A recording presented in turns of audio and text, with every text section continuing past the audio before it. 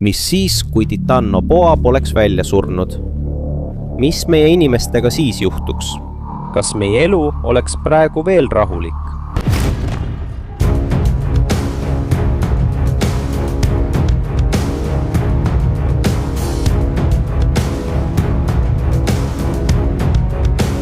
Tere, kuidas läheb, sõbrad? Tere tulemast Arvin Polo TV-sse. Kõige suurem madu meie maailmas praegu on anakonda ja kõige suurem krokodill meie maailmas on Cassius ja see kaalub 1 tonni. Kui mõelda, siis need on tõelised hiiglased. Aga sa oled üllatunud, kui saad teada, et need 2 hiiglast on alles beebid võrreldes olenditega, kes kunagi meie maailmas elasid. Ja näiteks on siin Brontosaurus ja Titanoboa. Need 2 elasid kunagi ammu. Neid kujutasid endast tohutut ohtu maismaal ja vees elavatele loomadele. Nüüd on küsimus, mis siis, kui nad elaksid tänapäeval meie seas? Kas me suudaksime ellu jääda või oleks see inimkonna lõpp? Seetõttu uurime selles videos, kus ja millal nad meie maailmas elasid. Ja me arutame ka nende võimeid. Pärast toome nad meie maailma. Meie tänane vestlus saab olema üsna põnev. Nii et alustame siis. Aga oota, tahaksin sinult veel kord üks teenet paluda. Palun telli Miranda Mineeri kanal, et saada rohkem tasuta õpetusi krüptoraha kohta. Tema kanali link on kommentaaride jaotises. Olgu, läheme tagasi video juurde. Enne kui me ajamasinasse astume, uurime kõigepealt nende 2 koletise võimeid ja oskusi. Ja alustame Titanoboaga. See iidne madu elas meie maailmas 58 miljonit aastat tagasi. Ja teadlaste sõnul elas see meie maailmas 10 miljonit aastat. Jah. Ja selle pikkus ulatus peaaegu 13 meetrini ehk 43 jalani. Ja see kaalus tonne. Seda võib pidada tõeliseks koletiseks. Ja siin on illustratsioon, mis näitab, kui suur see tegelikult oli. Titanoboa on endiselt pikem kui 2 lamavat täiskasvanud kaelkirjakut. Ja siin on veel üks. Vaata neid 2 selgroolüli. Vasakpoolne on anakondalt ja parempoolne on Titanoboalt. Ja uuringu kohaselt on tänapäeva pikim madu vaid poole Titanoboa pikkusest. Ja mis on veel muljetavaldavam, ta suudab oma kõhtu laiendada peaaegu 3 jala võrra. See tähendab, et isegi jõehobupoja suudaks ta probleemideta alla neelata. Titanoboa elas ja oli nähtav tol ajal.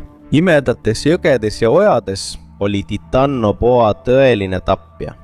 Ta suutis oma vastaseid tappa lihtsalt oma võimsa embusega. Tema embuse tugevus vastas 1,5 kaasaegse pika silla kaalule.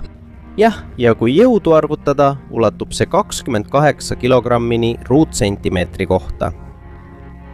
Nüüd liigume edasi Brontosauruse juurde. Selle olendi suu koosneb väga paljudest väikestest hammastest ja tema suurus ei erine eriti orka suurusest, keda tuntakse ka kui mõõkvaala. Ja et sa sellest paremini aru saaksid, Brontosauruse pikkus oli üle 10 meetri ehk 33 jalga. Ja tema kaal ulatus kuni 12 tonnini. Ja tema välimus oli sarnane tänapäeva krokodillile. Jah, Brontosaurus oli nagu hiiglaslik krokodilli versioon. See liikus samuti kiiresti ja oli osav oma saagi püüdmisel. Lisaks oli tal võimas rinnakorv, 4 uime ja väike saba.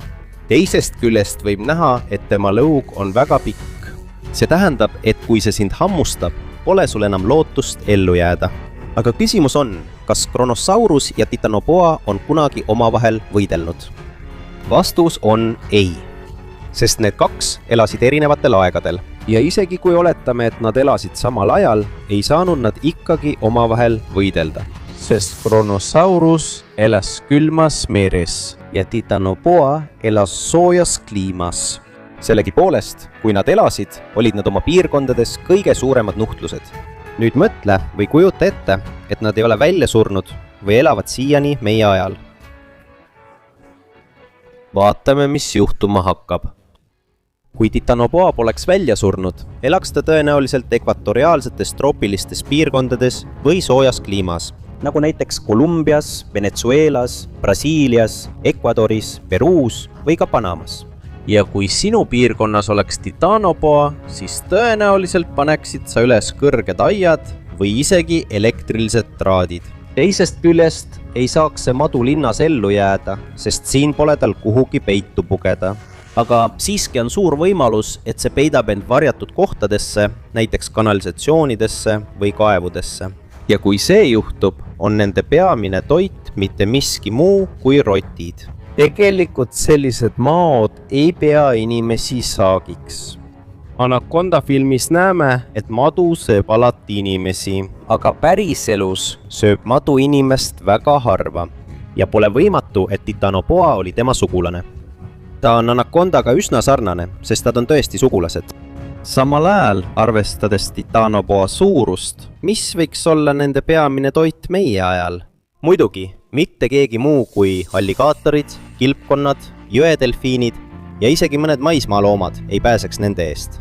Ohvriteks oleksid siin manatid, kapübaarad, puumad, jaaguarid, kaimanid ja paljud teised. Ja tegelikult ei huvita see madu enam kaladest, sest tõenäoliselt on ta neist juba tüdinenud. Ja selle tulemusena, kui ta tapab või sööb teisi loomi, rikub see toiduahela tasakaalu. Mõned loomad võivad hirmu tõttu lihtsalt teistesse kohtadesse rändama hakata. Nüüd hakkab ka kronosaurus oma elupaika laastama. Varem olid tema lemmiksaagiks kilpkonnad ja iidne olend plesiosauria. Tänapäeval siib ta tõenäoliselt suuri mereimetajaid, nagu vaalad ja teised. Kuigi ta ei suuda neid tervenisti alla neelata, on tal siiski võime need tükkideks rebida. Ja veel, see kujutaks ohtu ka kaluritele. Kalad oleksid ettevaatlikud, sest koletis tiirleb nende all ringi. Kui taitainapuvaal on väga tugev nahk, siis kronosaurusel on väga tugevad hambad. Praegu maksavad need üksikud kronosauruse hambad $65 000 või $3500. $3 miljon. See on isegi kallim kui kuld. Nüüd küsin sinult. Milliseid ettevalmistusi sa teeksid, kui kuuleksid, et teie piirkonnas on Bouvaia või kronosaurus? Ootan sinu kommentaari selle video all.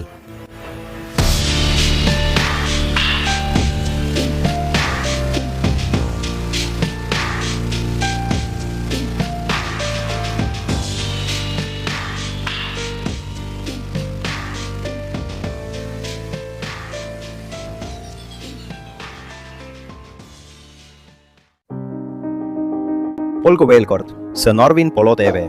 See ei ole lihtsalt niisama jutustatud. See võib ka muuta sinu eluvaadet. Aitäh ja kohtumiseni minu järgmises videos.